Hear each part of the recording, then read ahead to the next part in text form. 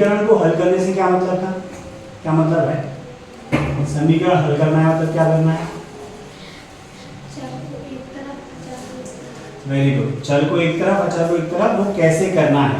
पर समीकरण हल करने का मतलब है कि जो चर दिया है उसका मान निकालना है, ठीक है जी सर। तुमने जो बताया वो क्या है, कैसे हल करते हैं। तो हल करने के लिए चर एक तरफ और अचर एक तरफ, पर हल करने से मतलब क्या है? हल करने से मतलब है कि इसमें जो चर दिया हुआ है उस चर का मान निकालना है कि उस चर की क्या वैल्यू आएगी, ठीक है। और हल करने के लिए क्या करते हैं, तो वही चर को एक तरफ और अचर को एक तरफ करें। सबसे पहले तो मैंने लिखा हल। हल लिखने के बाद में पहले प्रश्न जो लिखा है उसको ऐसे उतार लेता हूँ। तो ये लिखा है 2x माइनस 1 बराबर 14 माइनस x, ठीक है। तो मैं चर को एक तरफ करता हूँ, तो 2x तो पहले ही बाएं पक्ष में। अब ये जो x है, अब ये जो x लिखा है, अगर इसके आगे कुछ नहीं लिखा इसका मतलब ये लिखा हुआ है 1, यहाँ पे 1 है, ठीक है। ये समझना है, याद रखना, जब भी कोई नंबर हमको दिया हुआ है, मान लीजिए सिर्फ x लिखा है, चर लिखा हुआ है और इसके आगे कोई नंबर नहीं दिख रहा और ना कोई चिन्ह नहीं दिखता, तो कौन सा चिन्ह होता है? प्लस। प्लस, यहाँ चिन्ह तो है प्लस और कोई संख्या नहीं दिख रही, मतलब यहाँ संख्या है 1, ठीक है। अगर मान लो कोई दूसरा होता, जैसे y लिखा हुआ है यहाँ, और अगर यहाँ लिखा होता माइनस y, तो अब चिन्ह तो दिख रहा है, चिन्ह कौन सा है? माइनस, लेकिन संख्या कौन सी है? 1। अगर कोई संख्या नहीं दिख रही इससे आगे, तो संख्या क्या है? 1।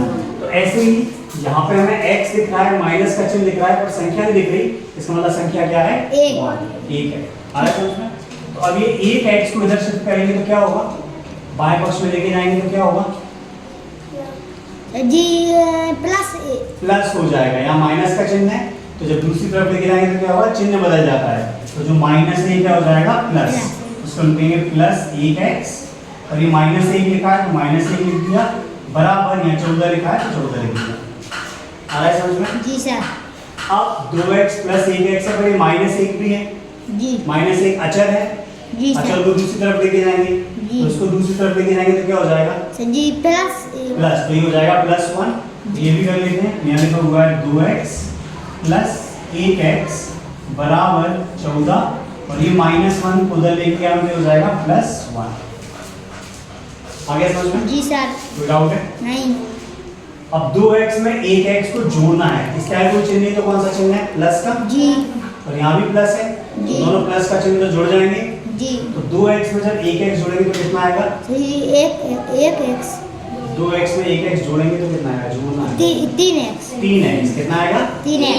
3x। और चिन्ह कौन सा आएगा 3x में? ऐसे ही प्लस का। प्लस का। क्यों आएगा प्लस का? क्योंकि उसके यहाँ कोई संख्या नहीं होगी, क्योंकि 2 बड़ी संख्या है। बड़ी संख्या के आगे चिन्ह है प्लस, तो प्लस ही आएगा, बराबर। अब इसमें क्या होगा? 14 और 1, इसमें करेंगे जोड़ेंगे या घटाएंगे? जोड़ेंगे, क्योंकि यहाँ पे क्या है? प्लस का चिन्ह है, कुछ नहीं दिख रहा, तो ये भी प्लस है, दोनों को जोड़ेंगे तो कितना हो जाएगा? 15 और चिन्ह का आएगा प्लस का। प्लस का आएगा। बात समझ में आ रही है? जी सर। तो ये भी हो गया +15 और ये हो गया यहाँ पे +3x। अब क्या करेंगे? हमें तो केवल x का मान चाहिए, पर इसका पे +3 भी है, तो क्या करेंगे? इसको उधर भेजेंगे तो क्या होगा? कहाँ भेजेंगे इसको? +3 को दाएं तरफ भेजेंगे तो क्या होगा? हमारी बात क्या है, हम जो बोल रहे हैं कि हमें चिन्ह देखना है, वो चिन्ह देखना है कि चर और अचर का क्या संबंध है, उनके बीच में कौन सा चिन्ह है। तो यहाँ पे अब सिर्फ x को इधर रखना है और +3 को उधर लेके जाना है। तो अगर सिर्फ x को रखना है और +3 को उधर लेके जाना है, तो x और 3 के बीच में कौन सा चिन्ह है? सर जी गुणा का चिन्ह है। क्या समझ में आ रही है? जी। इसको ध्यान से समझो, यहाँ पे हमने जब शिफ्ट किया था पूरे के पूरे 1x को उधर लेके आ रहे थे, तो 1x के आगे माइनस का चिन्ह था, तो इसको हमने प्लस कर दिया। अब यहाँ पे सिर्फ 3 को लेके जाना है, x को लेके नहीं जाना। तो अब 3 को लेके जाना और x को लेके नहीं जाना, तो ये सोचना है कि 3 और x के बीच में कौन सा चिन्ह है, तो गुणा का चिन्ह है।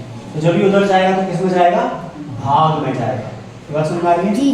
तो यहाँ लिखेंगे हम x बराबर ये है +15 और इसमें भाग लगा देंगे हम +3 से। तो देखो मैंने इस प्लस को माइनस नहीं किया, क्योंकि ये 3 के आगे प्लस का चिन्ह लगा है और यहाँ पे मैं इस पूरे को नीचे लेके आया। ये समझ में आ गई? तो ये वाला प्लस ही रहा, क्यों? क्योंकि हमने ये जो गुणा का चिन्ह था इसको भाग में बदल दिया।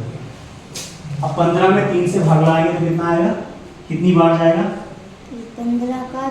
15 में 3 से भाग लगाना है तो कितना आएगा?